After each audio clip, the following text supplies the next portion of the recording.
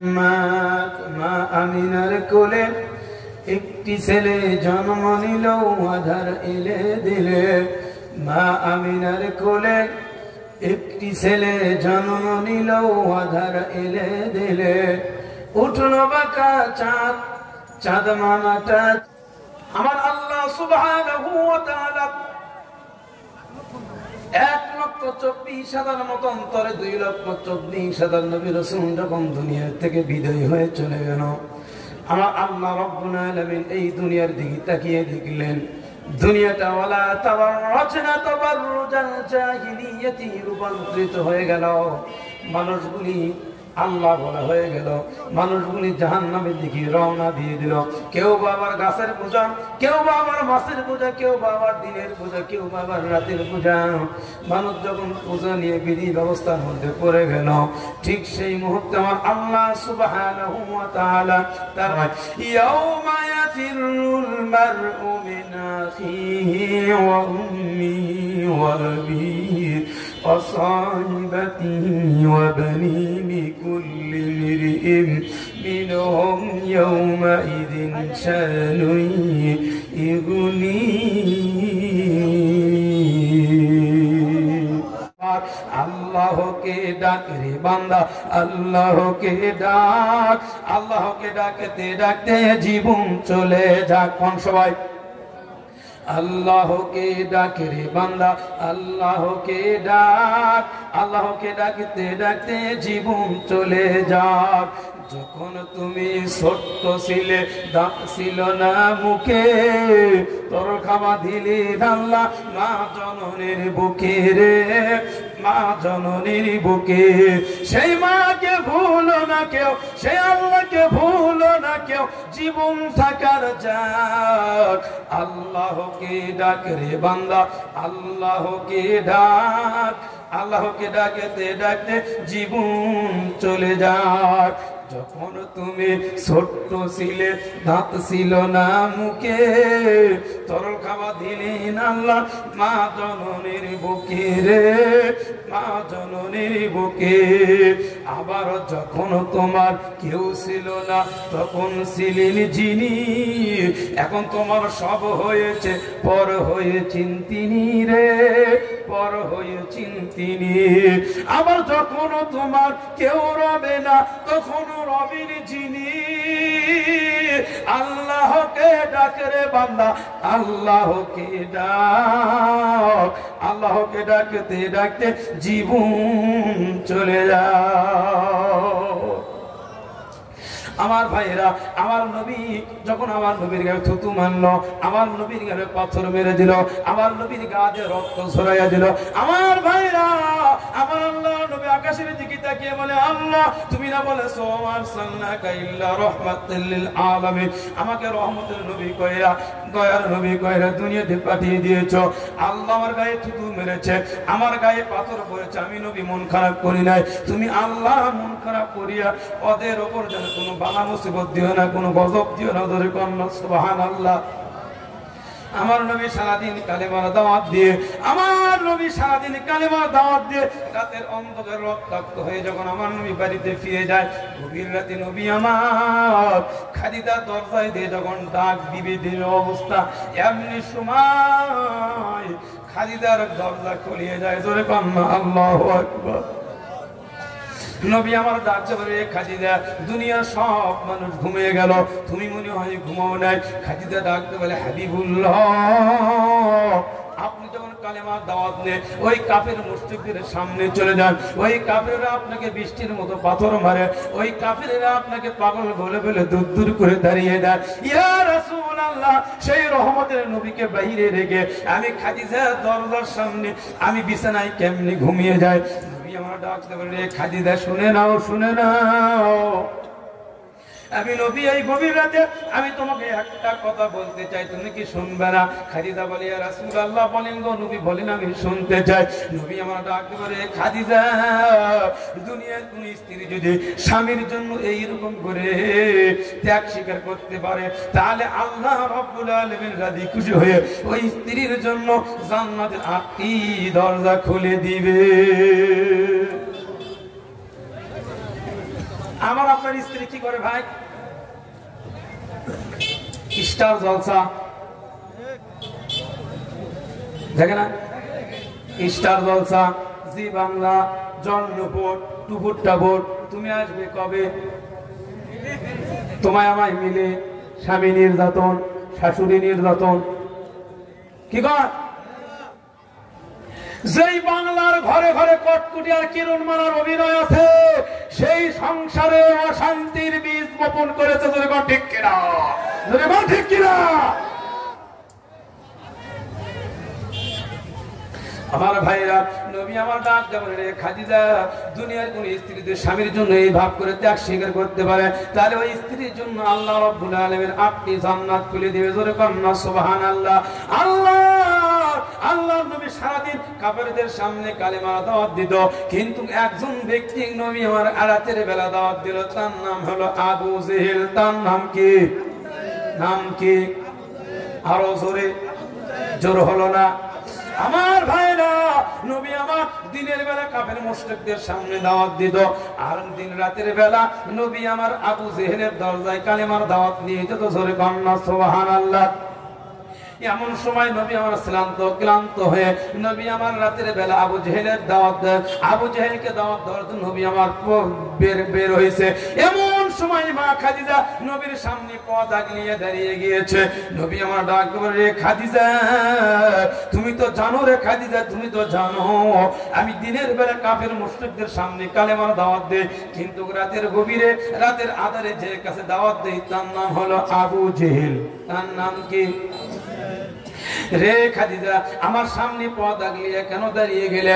আল্লাহর নবী এই কথা বলার সঙ্গে সঙ্গে মা খাদিজা ডাক বলে, ইয়া রাসূলুল্লাহ, ইয়া হাবিবাল্লাহ, এই গভীর রাতে আমি আপনার কাছে একটা জিনিস চাইবো, নবী আপনি কি আমার দিবেন না? নবী আমার ডাক দিয়ে বলেন, হে খাদিজা, দুনিয়ার জীবনের সবকিছু আপনি আমাকে দিয়ে দিয়েছেন, আপনার জীবনে কিচ্ছুই তো বাকি রাখেন নাই, সবকিছু আমার নবীর পায়ের কাছে আপনি শুভ দিয়েছেন। আপনার জীবনে তো আর দেওয়ার কিছু নাই, আর চাওয়ারও কিছু নাই। আপনি এই গভীর রাতে কি চাইবেন রে খাদিজা, কি চাইবেন? মা আল্লাহর নবী ডাকতে বলে, রে খাদিজা কি চাইবা? খাদিজা ডাকতে বলে, ইয়া হাবিবুল্লাহ, আপনি কি আমারে দিবেন না? নবী আমার ডাকতে বলে, রে খাদিজা, যার কাছে চাইলে সবকিছু দেওয়ার তোমার ক্ষমতা রাখে, তার কাছেই চাইতে দেওয়ার ক্ষমতা কে রাখে? আরো ধরে না? খালা বাবা, কেল্লা বাবা, দয়াল বাবা আছে না নাই? আপনাদের এলাকায় নাই? দয়াল বাবা আছে, খাজা বাবা। আমার ভাইরা, আল্লাহ রাব্বুল আলামিন ডাকতে বলে, ইয়াকা না'বুদু ওয়া ইয়াকা নাস্তাইন। বান্দা, তুমি আমার ইবাদত করবে, আমার কাছে সাহায্য, কার কাছে সাহায্য চাইবা? আল্লাহর কাছে। ধরে বলনা সুবহানাল্লাহ। আল্লাহ নবী ডাকতে বলে, খাদিজা কি চাইবা রে খাদিজা, এই গভীর রাতে কি চাইবা? খাদিজা ডাকতে বলে, হাবিবুল্লাহ, আপনি যদি রাজি থাকেন তাহলে আপনি সামনে বলতে চাই। নবী আমার ডাকতে বলেন, রে খাদিজা বলেন, আমি একটু শুনতে চাই। খাদিজা ডাকতে বলে, হাবিবুল্লাহ, আমি শুনেছি ওই আবু জেহেলের কাছে আপনি যতদিন কালেমার দাওয়াত নিয়ে যান গো নবী, ওই আবু জেহেল আপনাকে লাঞ্ছিত করে, আপনাকে অপমান করে, আপনাকে অকট্ট ভাষা গালি দেয়, আপনাকে দূর দূর করে দাঁড়িয়ে দেয়। ইয়া রাসূলুল্লাহ, আমি খাদিজা শুনলে বড় কষ্ট পাই, বড় কষ্ট পাই। ইয়া রাসূলুল্লাহ, ওই আবু জেহেলের দরজা বাদ দিয়া আপনি সমস্ত কাফেরদের দরজায় আপনি কালেমার দাওয়াত নিয়ে যায়, আমি খাদিজা মন খারাপ করব না। যখন আপনি ওই আবু জেহেলের কাছে কালেমার দাওয়াত নিয়ে যান, আবু জেহেল আপনাকে অকট্ট ভাষা গালি দেয়, আপনাকে লাঞ্ছিত করে, এইটা শুনলে বড় আমি খাদিজা কষ্ট পাই। জোরে কন্না আল্লাহু আকবার। আল্লাহ নবীর সামনে যখন এই কথা মা খাদিজা বলেছে, মা খাদিজা লক্ষ্য করে দেখে রে, আল্লাহ নবীর চোখের দুইটা কোটা দিয়া পানি পড়ে যায়, নবীদের চোখটা রক্তের মতো লাল হয়ে গিয়েছে। মা খাদিজা ডাক বলে, হাবিবুল্লাহ, আপনাকে খাদিজা, আপনাকে আবু জেহেলের দরজায় কালেমার দাওয়াত নিয়ে যেতে নিষেধ করেছে, আপনার চোখের কোটায় কেন পানি দেখতে পারি, আপনি কেন চোখটা লাল হয়ে গিয়েছে? আল্লাহ নবী ডাক বলে, খাদিজা শোনো শোনো, জন্মের আগেই মাটা দুনিয়া বিদায় হয়ে চলে গেছে, জন্মের পরে মাটা দুনিয়া থেকে বিদায় হয়ে চলে গেল, জন্মের আগে বাপটা দুনিয়াতে বিদায় হয়ে চলে গেল। 6 বছর বয়সে আমি যখন ওই মক্কা নগরীতে ছোট্ট ছোট্ট সন্তানদের সাথে খেলাধুলা করার জন্য মাঠে ময়দানে চলে গেলাম, আমি খেলতে খেলতে এমন একটা দৃশ্য দেখলাম রে খাদিজা, তুমি শুনলে বড় আশ্চর্য হয়ে যাবে। খাদিজা ডাক তুমি, ইয়া রাসূলুল্লাহ কি দৃশ্য গো নবী? আমি খাদিজা একটু শুনতে চাই। নবী আমার ডাকতে বলে, খাদিজা তুমি জানো না ওই সময় আমার বাবা নাই, ওই সময় আমার মা নাই, আমি ছোট্ট ছোট্ট সন্তানদের সঙ্গে যখন খেলা করতে ওই মক্কা নগরের মরুভূমির মধ্যে চলে গেলাম। খেলতে খেলতে যখন সন্ধ্যা হয়ে গেল, যখন একটু অন্ধকার ঘনিয়ে আসলো, আমি দেখতে পেলাম রে খাদিজা এক শ্রেণীর অনেকগুলি বাবা এসে তাদের সন্তানদেরকে নাম ধরে ধরে ডাক দেয়। আর সন্তানকে নাম ধরে ডাক দেওয়ার সঙ্গে সঙ্গে ওই সন্তানগুলি আব্বা আব্বা করে যখন সামনে এগিয়ে যায়, সন্তানের পিতাগুলি হাতটা বাড়িয়ে দেয় আর সন্তানকে বুকে টেনে নিয়ে গায়ের ধুলাগুলি যখন ছেড়ে দেয়। এই দৃশ্য যখন আমি নবী দেখতে পাই, আমি নবী দেখার সঙ্গে সঙ্গে আমার আর সহ্য হলো না, আমার চোখের কোটা দিয়ে পানি পড়ে যায়। আমি মনে মনে ভাবনা, আল্লাহ যদি আমার বাবা থাকতো, আমার বাবাও তোমাকে মুহাম্মদ বলে ডাক দিত। আমার বাবা নাই রে, আমাকে মুহাম্মদ বলে নাম ধরে ডাকার মতো কেউ নাই। জোরে কন্যা আল্লাহু আকবার। এই কাঁদতে কাঁদতে ওই মরুভূমির মধ্যে যখন আমি ওই পাহাড়ের পদদেশে আমি যখন হাঁটু গেড়ে বসে পড়লাম, হাঁটুর ভিতরে কান্না দিয়ে আমি যখন কাঁদতে লাগলাম রে, আমি মনে মনে বললাম যতক্ষণ পর্যন্ত আমার আব্বা আমাকে মুহাম্মদ বলে ডাক না দিবে, ততক্ষণ পর্যন্ত আমি নবী এই ময়দান ছাড়বো না। আমি নবী কিছুক্ষণ পর দেখতে পেলাম রে খাদিজা যখন মুখ অন্ধকার হয়ে গেল, আবু জেহেল ওই পাশ দিয়ে ঘোড়ার উপর সওয়ার করে কোথায় যেন শিকারের জন্য চলে যায়। আমাকে দেখার সঙ্গে সঙ্গে ডাকবে, রে মুহাম্মদ তোর তো বাপ নাই, তোর তো মা নাই, তুই বাবা বাবা বলে ডাকলে, তুই বাবা বাবা বলে কাঁদলে কি তোর বাবা আসবে? আয় রে মুহাম্মদ আয় আমার কাছে, আয় রে বেটা, আমি তোর বাবার আদর দিয়া তোর দাদার কাছে পৌঁছিয়ে দেব রে খাদিজা। ওই দিন আমাকে আবু জেহেল এমন ভাবে ডাক দিয়ে আমাকে আগলিয়ে ধরলো, আমি হাতটা তখন বাড়িয়ে দিল, আমি তখন দৌড়ে এসে আবু জেহেলের বুকের মধ্যে কাল্লা দিয়ে চাচা বাদ দিয়ে বাবা বলে যখন ডাক দিলাম, আবু জেহেল ডাক রে মুহাম্মদ আমি তো তোর চাচা হই, আমি তো তোর চাচা হই, তুই আমার চাচা বাদ দিয়ে বাপ বলে কেন ডাক দিলে? নবী আমার ডাক বলে, চাচা আপনি আমার চাচা হলে কি হবে? আপনি তখন হাতটা আগলিয়ে দিয়েছেন, আপনার বুকের ভেতরে তখন আমি বুকের উপরে মাথা দিয়েছি, আমার মনে হয় বাবার আদর আপনার বুকের ভেতরে আমি দেখতে পাই। জোরে কন্যা আল্লাহু আকবার। আমার ভাইরা, আল্লাহ নবী ডাক রে খাদিজা, সেই দিন থেকে আমি মনে মনে চিন্তা করেছি আমি দাওয়াতের কাজ যতদিন করব আর দাওয়াতের কাজ আমি নবী যতদিন চালাবো, ততদিন আমি কাফের মুশরিকদের কাছে দিনের বেলা দাওয়াত দিব, আর সর্বশেষ রাতের অন্ধকারে আমি তার কাছে দাওয়াত দিব। তার নাম হলো আমার চাচা আবু জেহেল। নাম কি? আবু জেহেল। আমার ভাইরা, নবী আমার কালেমার দাওয়াত নিয়ে ওই আবু জেহেলের দরজায় যখন গভীর রাতে চলে গেছে, যাওয়ার পরে নবী আমার ডাক দিল, চাচা আপনি বাড়ি আছেন নাকি গো? চাচা বাড়ি আছেন নাকি গো চাচা? আবু জেহেল ডাক দিল, রে মুহাম্মদ এত রাত্রি আমার দরজায় কেন আসলি, কেন আসলি? বুঝলাম না ব্যাপার কি? নবী আমার ডাক দিল, রে মুহাম্মদ রে চাচা আমি কেন আসলাম আপনি কি জানেন না? আমার তো একটাই দাবি, একটাই চাওয়া, আমার দরজা আপনার দরজায় যতদিন আমি আসি ততদিন কালেমার দাওয়াতটাই নিয়ে আসি। জোরে কন্যা আল্লাহু আকবার। আমার ভাইরা, আল্লাহ নবী আবু জেহেলকে কয়বার দাওয়াত দিয়ে? 400 বার দাওয়াত দিয়েছে, কালেমা কিন্তু নসিবে হয় নাই। জোরে কোন ঠিক কিনা? জোরে কোন ঠিক কিনা? আমার আল্লাহ রাব্বুল আলামিন ডাক দিয়ে বলে, যারা কালেমা পড়বে না, যারা মুসলমান হবে না, যারা ঈমানদার হবে না, আমার নবীর সাথে তাদের কোনো সম্পর্ক থাকতে পারে না। জোরে কোন ঠিক কিনা? আমার ভাইরা, এই কোরআন কারিমের জন্য, এই কোরআনুল কারিম কায়েম করার জন্য, এই কোরআনুল কারিম সমাজে বাস্তবায়ন করার জন্য উহুদের ময়দান নবী আমার দন্দন মোবারক শহীদ করে দিয়েছে। মাথায় হেলমেট পরা ছিল, লোহার করা কপালের হাড় ভেদ করে, দুইটি লোহা কপালের হাড় ভেদ করে নবীর মাথার মধ্যে কপালের হাড় ভেদ করে ঢুকে গেল। জোরে কন্যা আল্লাহু আকবার। ওই উহুদের ময়দানে নবীর চাচা আমির হামজা শহীদ হয়ে গেল রে। উহুদের ময়দানে যখন ৭০ জন সাহাবী দুনিয়াতে শহীদ হয়ে গেল, কাফেরেরা ঘোষণা করে দিল পুতিলা মুহাম্মদ শহীদ হয়ে গিয়েছে। ওই কাফেরেরা যখন ঘোষণা করে দিল পুতিলা মুহাম্মদ শহীদ হয়ে গিয়েছে, কাফেরেরা উল্লাস আরম্ভ শুরু করে দিল। আল্লাহ নবীর সাহাবী হযরত হানজালা নতুন বিবাহ করেছে, ফরজ গোসল করার জন্য পুকুরের মধ্যে নেমে পড়েছে। এমন সময় পুকুরের পার দিয়ে কে যেন বলে যাচ্ছে কুতিলা মুহাম্মদ শহীদ হয়ে গিয়েছে। ওই হানজালা ফরজ গোসল করা বাদ দিয়ে হাতের চোল দিয়ে পানি তুলেছে, ফরজ গোসল ওযু করবে, ফরজ ওযু করবে, গোসল ছাড়বে।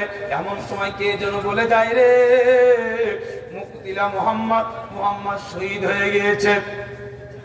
এই কথা শোনার সঙ্গে সঙ্গে আর হানজালা সহ্য করতে পারলেন না, পুকুরের মধ্যে থেকে উঠিয়ে বাড়িতে যে বলে স্ত্রী রে আমাকে তরবারি দিয়ে দে, আমি যার জন্য গোসল করব সেই প্রাণীর নবী, সেই দয়ালু নবী, রহমতের নবী দুনিয়াতে নাই রে, আমি গোসল করতে পারবো না। স্ত্রী ডাকলে স্বামী গো তুমি তো নাপাক অবস্থায় উহুদের যুদ্ধের ময়দানে যাওয়া যাবে না। হানজালা ডাকতে বলে রে স্ত্রী, আমি যার জন্য গোসল করব, আমি যার বেশি ভালোবাসি, আমি কলিজার মধ্যে যার জায়গা করে দিয়েছি, তার নাম হলো বিশ্ব নবী মুহাম্মদুর রাসূলুল্লাহ সাল্লাল্লাহু আলাইহি সাল্লাম। জোরে কন্না আল্লাহু আকবার। এই জন্য আল্লাহ রাব্বুল আলামিন ডাক দেবেন লাকাদ কানা লাকুম ফি রাসূলিল্লাহি উসওয়াতুন হাসানা। ও দুনিয়ার মানুষেরা, তোমরা যদি সফলতা অর্জন করতে চাও, তোমরা যদি সফলতার মানদণ্ডে পৌঁছতে চাও, তাহলে আমার নবীকে তোমরা দুনিয়ার নেতা হিসেবে আমার নবীকে তোমাদেরকে মানতে হবে। আমি আপনি যেই নেতার পিছনে দৌড়াদৌড়ি করি, যেই নেতার পিছনে আমি আপনি ছোটাছুটি করি, ওই নেতা কিন্তু ইলিপের চাউল মারা খাতে কোনো দ্বিধা করে না। জোরে কোন ঠিক কিনা? জোরে কোন ঠিক কিনা? মানুষ মারা গেছে ১.৫ বছর আগে, তারপরে ওই এলাকার চেয়ারম্যান ভিজিএফ কার্ডের টাকা তুলে খায়। আপনাদের এলাকায় নাই? আর জনগণের সামনে ভাষণ দিবে ভাইরা আমার, আমি ১ লক্ষ টাকা দিয়ে কুরবানি দিয়েছি,